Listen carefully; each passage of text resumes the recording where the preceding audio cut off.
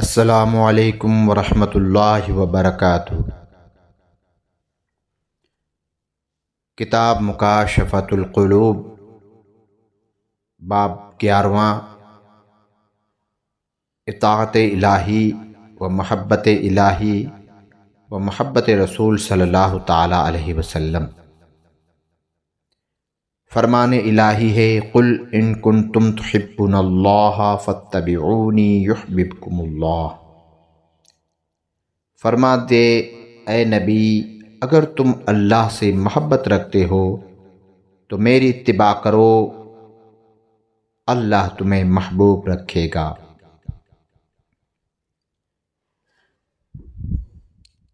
اللہ تعالیٰ تم پر رحم فرمائے۔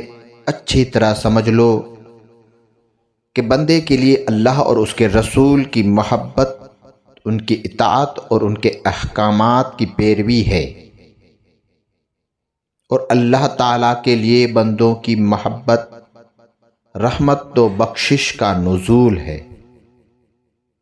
جب بندہ یہ بات سمجھ لیتا ہے کہ کمالات حقیقی صرف اللہ ہی کے لیے ہیں اور مخلوق کے کمالات بھی حقیقت میں اللہ ہی کے کمالات ہیں اور اللہ ہی کی عطا کردہ ہیں، تو اس کی محبت اللہ کے ساتھ اور اس کے لیے ہو جاتی ہے۔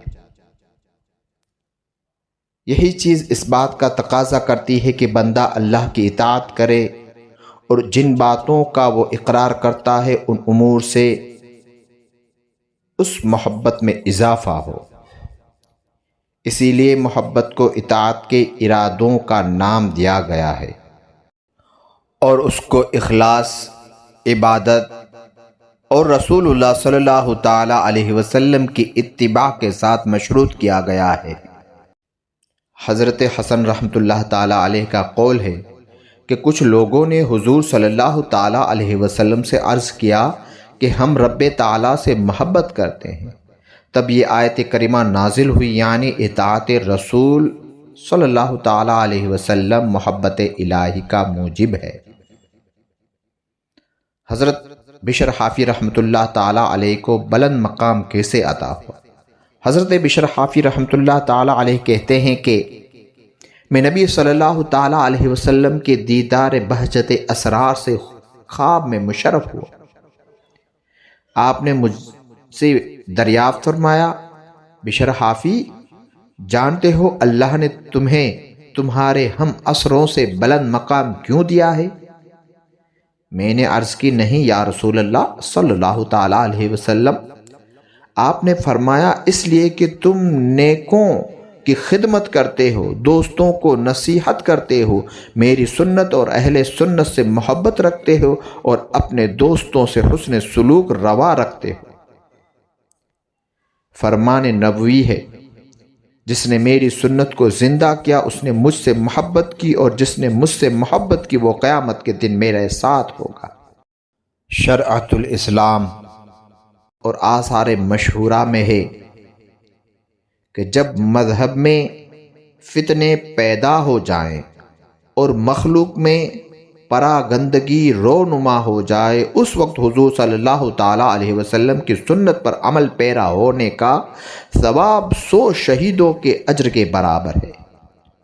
حضور صلی اللہ تعالیٰ علیہ وسلم نے فرمایا، میری تمام امت جنت میں جائے گی مگر جس نے انکار کیا۔ عرض کی، حضور انکار کس نے کیا؟ آپ نے فرمایا، جس نے میرا اتباع کیا وہ جنت میں جائے گا، جس نے میری نافرمانی کی اس نے گویا انکار کیا۔ ہر وہ عمل جو میرے طریقے کے مطابق نہیں وہ گناہ ہے۔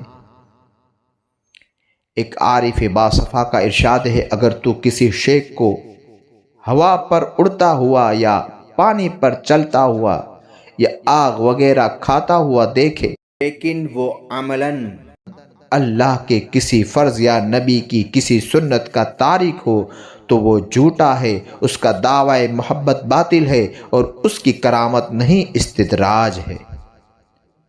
حضرت جنید رحمۃ اللہ تعالیٰ علیہ کا قول ہے کہ کوئی شخص بھی اللہ تک اس کی توفیق کے بغیر نہیں پہنچتا، اور اللہ تک پہنچنے کا راستہ محمد صلی اللہ تعالیٰ علیہ وسلم کی اقتداء و اتباع ہے۔ حضرت احمد حواری رحمۃ اللہ تعالیٰ علیہ کا قول ہے کہ اتباع سنت کے بغیر ہر عمل باطل ہے۔ شرعۃ الاسلام فرمان نبی صلی اللہ تعالیٰ علیہ وسلم ہے کہ جس نے سنت کو ضائع کیا اس پر میری شفاعت حرام ہے۔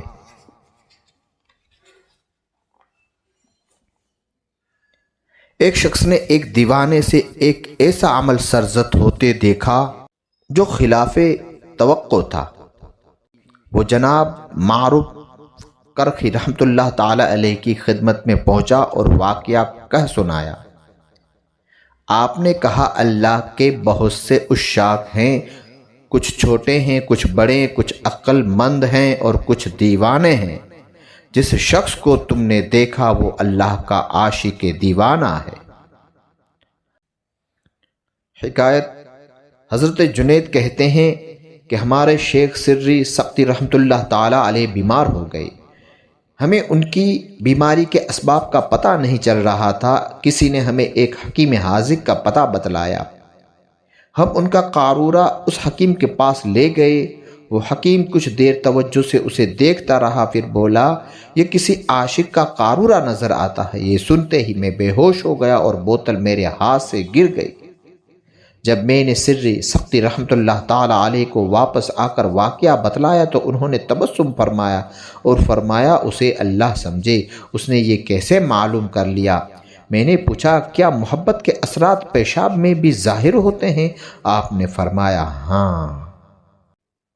حضرت فضیل رحمۃ اللہ تعالی علیہ کا قول ہے جب تجھ سے پوچھا جائے تو اللہ سے محبت کرتا ہے تو چپ ہو جا، کیونکہ اگر تو نفی میں جواب دے گا تو یہ کفر ہوگا، اور اگر ہاں کہے گا تو تیرے اندر عاشقوں جیسی کوئی صفت ہی موجود نہیں ہے۔ اس طرح تو جھوٹا سمجھا جائے گا، بس خاموشی اختیار کر کے ناراضگی سے بچ جا۔ جناب سفیان رحمۃ اللہ تعالیٰ علیہ کا قول ہے جو شخص اللہ تعالیٰ کے دوست کو دوست رکھتا ہے وہ اللہ کو دوست رکھتا ہے، اور جو اللہ تعالیٰ کے احترام کرنے والے کا احترام کرتا ہے وہ اللہ کا احترام کرتا ہے۔ جناب سہل رحمۃ اللہ تعالیٰ علیہ کا قول ہے حب خدا کی نشانی حب قرآن ہے۔ حب خدا اور حب قرآن کی نشانی حب نبی ہے، اور حب نبی کی نشانی نبی کی سنت سے محبت ہے، اور حب سنت کی نشانی آخرت کی محبت ہے۔ آخرت کی محبت دنیا سے بغض کا نام ہے، اور دنیا کے بغض کی نشانی معمولی مال دنیا پر راضی ہونا اور آخرت کے لیے دنیا کو خرچ کرنا ہے۔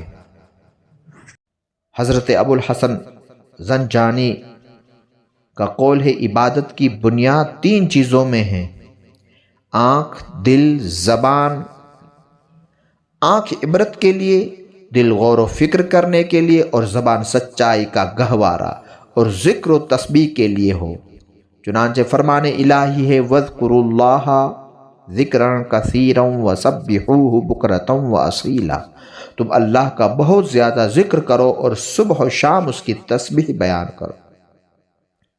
حکایت حضرت عبداللہ اور احمد بن حرب ایک جگہ گئے۔ احمد بن حرب نے وہاں خشک گھاس کا ایک ٹکڑا کاٹا۔ حضرت عبداللہ نے جناب احمد بن حرب سے کہا تجھے 5 چیزیں حاصل ہو گئیں، تیرے اس فعل سے تیرا دل اللہ کی تسبیح سے غافل ہوا، تو نے اپنے نفس کو اللہ کے ذکر کے ماں سوا کاموں کی عادت ڈالی، تو نے اپنے نفس کے لیے ایک راستہ بنایا جس میں وہ تیرے پیچھے پڑے گا، تو نے اسے اللہ کی تسبیح سے روکا اور قیامت کے لیے اپنے نفس کو رب کے سامنے ایک حجت دے دی۔ حضرت شیخ سری سقطی رحمۃ اللہ تعالیٰ علیہ کہتے ہیں میں نے شیخ جرجانی کے پاس پسے ہوئے ستو دیکھے۔ میں نے پوچھا آپ ستو کے علاوہ اور کچھ کیوں نہیں کھاتے؟ انہوں نے جواب دیا میں نے کھانا چبانے اور ستو پینے میں 70 تسبیحوں کا اندازہ لگایا ہے۔ 40 سال ہوئے میں نے روٹی کھائی ہی نہیں تاکہ ان تسبیحوں کا وقت ضائع نہ ہو۔ حضرت سہل بن عبداللہ رحمۃ اللہ تعالی علیہ 15 دن میں صرف ایک مرتبہ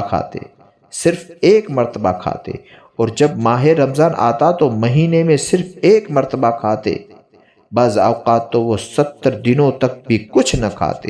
جب آپ کھانا کھاتے تو کمزور ہو جاتے اور جب بھوکے رہتے تو قوی ہو جاتے تھے۔ حضرت ابو حماد الاسود رحمۃ اللہ تعالی علیہ 30 برس کعبہ کے مجاور رہے، مگر کسی نے انہیں کھاتے پیتے نہیں دیکھا اور نہ ہی وہ ایک لمحہ اللہ کے ذکر سے غافل ہوئے۔ حکایت: جناب عمرو بن عبید رحمۃ اللہ تعالی علیہ 3 کاموں کے علاوہ کبھی گھر سے باہر نہ نکلتے: نماز باجماعت کے لیے، مریضوں کی عیادت کے لیے اور جنازوں میں شرکت کے لیے۔ اور وہ فرماتے: میں نے لوگوں کو چور اور رہزن پایا ہے۔ عمر ایک عمدہ جوہر ہے جس کی قیمت کا تصور نہیں کیا جا سکتا، لہٰذا اس سے آخرت کے لیے خزانہ کرنا چاہیے، اور آخرت کے طلبگار کے لیے ضروری ہے کہ وہ دنیا میں ریاضت کرے تاکہ اس کا ظاہر اور باطن ایک ہو جائے۔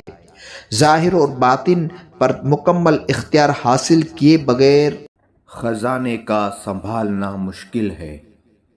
حضرت شبلی رحمۃ اللہ تعالی علیہ کا قول ہے کہ ابتدائی ریاضت میں جب مجھے نیند آتی تو میں آنکھوں میں نمک کی سلائی لگاتا، جب نیند زیادہ تنگ کرتی تو میں گرم سلائی آنکھوں میں پھیر لیتا۔ حضرت ابراہیم بن حاکم رحمۃ اللہ تعالی علیہ کا قول ہے، میرے والد محترم کو جب نیند آنے لگتی تو وہ دریا کے اندر تشریف لے جاتے اور اللہ کی تسبیح کرنے لگتے، جسے سن کر دریا کی مچھلیاں اکٹھی ہو جاتی اور وہ بھی تسبیح کرنے لگتی۔ حضرت وہب بن منبہ رحمۃ اللہ تعالیٰ نے رب سے دعا مانگی میری رات کی نیند اڑا دے۔ اللہ نے ان کی دعا قبول کی اور انہیں 40 برس تک نیند نہ آئی۔ اس طرح تمام راتیں انہوں نے عبادت میں بسر کی۔ حضرت حسن حلاج رحمۃ اللہ تعالی علیہ نے اپنے جسم کو ٹخنوں سے گھٹنوں تک 13 جگہوں سے بیڑیوں میں جکڑ رکھا تھا، اور اسی حالت میں وہ دن رات میں 1000 رکعت نفل ادا کرتے تھے۔ حضرت جنید بغدادی رحمۃ اللہ تعالی علیہ ابتدائی حال میں بازار میں جاتے اور اپنی دکان کھول کر اس کے آگے پردہ ڈال دیتے اور 400 رکعت نفل ادا کر کے دکان بند کر کے گھر واپس آ جاتے۔ حضرت حبشی بن داؤد رحمۃ اللہ تعالی علیہ نے 40 سال عشاء کے وضو سے صبح کی نماز پڑھی، لہٰذا ہر مومن کے لیے ضروری ہے کہ وہ باوضو رہے۔ جب بے وضو ہو جائے تو فوراً وضو کر کے 2 رکعت نفل ادا کرے، ہر مجلس میں قبلہ رو بیٹھے، حضور دل اور مراقبہ کے ساتھ یہ تصور کرے کہ حضور صلی اللہ تعالی علیہ وسلم کے سامنے معاہدہ شریف میں بیٹھا ہے، تحمل اور بردباری کو اپنے افعال میں لازم کرے، دکھ جھیلے مگر برائی کا بدلہ برائی سے نہ دے، گناہوں سے استغفار کرتا رہے، خود بینی اور ریا کے قریب نہ جائے، کیونکہ خود بینی شیطان کی صفت ہے، اپنے آپ کو حقارت سے اور نیک لوگوں کو احترام سے دیکھے، اس لیے کہ جو شخص نیکوں کے احترام کو نہیں جانتا اللہ تعالیٰ اسے ان کی صحبت سے محروم کر دیتا ہے، اور جو شخص عبادت کی حرمت و عظمت کو نہیں جانتا اللہ تعالیٰ اس کے دل سے عبادت کی شیرینی نکال لیتا ہے۔ حضرت فضیل بن عیاض سے ایک سوال۔ حضرت فضیل بن عیاض رحمۃ اللہ تعالی علیہ سے پوچھا گیا، اے ابو علی، آدمی نیک کب ہوتا ہے؟ فرمایا جب اس کی نیت میں نصیحت، دل میں خوف، زبان پر سچائی اور اس کے اعضاء سے اعمال صالحہ کا صدور ہوتا ہے۔ اللہ تعالیٰ نے شب معراج نبی صلی اللہ تعالیٰ علیہ وسلم سے فرمایا، اے احمد صلی اللہ تعالیٰ علیہ وسلم، اگر آپ کو تمام لوگوں سے زیادہ پرہیزگار بننا پسند ہے تو دنیا سے بے رغبتی اور آخرت سے رغبت کیجیے۔ آپ نے عرض کی، الہ العالمین دنیا سے بے رغبتی کیسے ہو؟ فرمان الہی ہوا دنیا کے مال سے بقدر ضرورت کھانے پینے اور پہننے کی چیزیں لے لیجیے اور بس، کل کے لیے ذخیرہ نہ کیجیے اور ہمیشہ میرا ذکر کرتے رہیے۔ حضور صلی اللہ تعالیٰ علیہ وسلم نے دریافت فرمایا، ذکر پر دوام کیسے ہو؟ جواب ملا، لوگوں سے علیحدگی اختیار کیجیے، نماز کو اور بھوک کو اپنی غذا بنائیے۔ فرمان نبوی ہے، دنیا سے کنارہ کشی جسم و جان کی تازگی ہے اور دنیا کی رغبت میں غم و اندوہ کی فراوانی ہے۔ دنیا کی محبت ہر برائی کی جڑ ہے اور کنارہ کشی ہر خیر و برکت کی بنیاد ہے۔ دل بیمار کا علاج۔ ایک صالح شخص کا ایک جماعت کے پاس سے گزر ہوا، وہاں ایک معالج بیماریوں اور دوائیوں کا ذکر کر رہا تھا۔ صالح جوان نے پوچھا، اے جسموں کے معالج، کیا تیرے پاس دلوں کا بھی علاج ہے؟ وہ بولا، ہاں بتاؤ، دل میں کیا بیماری ہے؟ صالح جوان نے کہا، گناہوں کی ظلمت نے اسے سخت کر دیا ہے۔ معالج نے کہا، اس کا علاج صبح و شام گریہ و زاری، استغفار، رب غفور کی اطاعت میں سعی اور اپنے گناہوں پر معذرت طلبی ہے۔ دوا تو یہ ہے، شفا رب کے پاس ہے۔ وہ صالح جوان اتنا سنتے ہی بے حال ہو گیا اور کہنے لگا، تم واقعی ایک اچھے طبیب ہو، تم نے لاجواب علاج بتلا۔ معالج نے کہا، یہ اس دل کا علاج ہے جو تائب ہو کر اپنے رب کے حضور آ گیا ہو۔ دو آقاؤں کی خدمت۔ ایک شخص نے ایک غلام خریدا۔ غلام نے کہا، اے مالک، میری 3 شرطیں ہیں۔ جب نماز کا وقت آئے تو مجھے اس کے ادا کرنے سے نہ روکنا۔ دوسری شرط، دن کو مجھ سے جو چاہو کام لو مگر رات کو نہیں۔ 3، مجھے ایسا کمرہ دو جس میں میرے سوا کوئی نہ آئے۔ مالک نے تینوں شرطیں منظور کرتے ہوئے کہا، گھر میں رہنے کے لیے کوئی کمرہ پسند کر لو۔ غلام نے ایک خراب سا کمرہ پسند کر لیا۔ مالک بولا، تو نے خراب کمرہ کیوں پسند کیا؟ غلام نے جواب دیا، اے مالک، یہ خراب کمرہ اللہ کے یہاں چمن ہے۔ چنانچہ وہ دن کو مالک کی خدمت کرتا اور رات کو اللہ کی عبادت میں مشغول ہو جاتا۔ ایک رات اس کا مالک وہاں سے گزرا تو اس نے دیکھا کمرہ منور ہے، غلام سجدہ میں ہے اور اس کے سر پر ایک نورانی قندیل معلق ہے، اور وہ آہ و زاری کرتے ہوئے کہہ رہا ہے، یا الہی، تو نے مجھ پر مالک کی خدمت واجب کر دی ہے، اور مجھ پر یہ ذمہ داری نہ ہوتی تو میں صبح شام تیری عبادت میں مشغول رہتا۔ اے اللہ، میرا عذر قبول فرما لے۔ مالک ساری رات اس کی عبادت دیکھتا رہا یہاں تک کہ صبح ہو گئی، قندیل بجھ گئی اور کمرے کی چھت حسب سابق ہموار ہو گئی۔ تو واپس لوٹا اور اپنی بیوی کو سارا ماجرا سنایا۔ جب دوسری رات ہوئی تو وہ اپنی بیوی کو ساتھ لے کر وہاں پہنچ گیا۔ وہاں دیکھا تو غلام سجدہ میں تھا اور نورانی قندیل روشن تھی۔ وہ دونوں دروازے پر کھڑے ہو گئے اور ساری رات اسے دیکھتے روتے رہے۔ جب صبح ہوئی تو انہوں نے غلام کو بلا کر کہا، ہم نے تجھے اللہ کے نام پر آزاد کر دیا ہے تاکہ تو فراغت سے اس کی عبادت کر سکے۔ غلام نے اپنے ہاتھ آسمان کی طرف اٹھائے اور کہا، اے صاحب راز، راز ظاہر ہو گیا، اب میں اس افشائے راز اور شہرت کے بعد زندگی نہیں چاہتا۔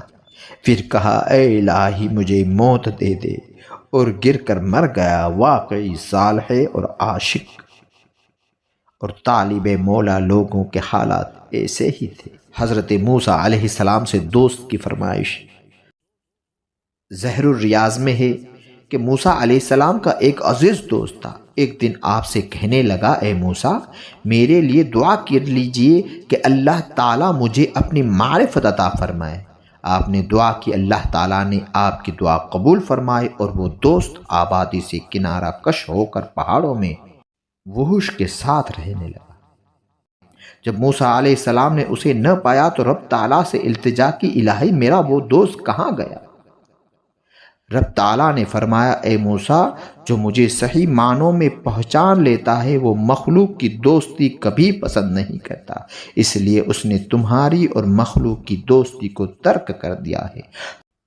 حدیث شریف میں ہے کہ حضرت عیسیٰ اور یحییٰ علیہ السلام اکٹھے بازار میں جا رہے تھے، ایک عورت نے انہیں زور سے ہٹایا۔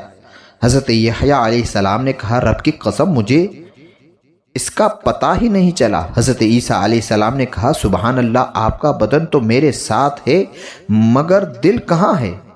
حضرت یحییٰ علیہ السلام نے جواب دیا، اے خالہ کے بیٹے، اگر میرا دل ایک لمحہ بھی غیر خدا سے متعلق ہو جائے تو میں سمجھتا ہوں میں نے اپنے رب کو پہچانا ہی نہیں۔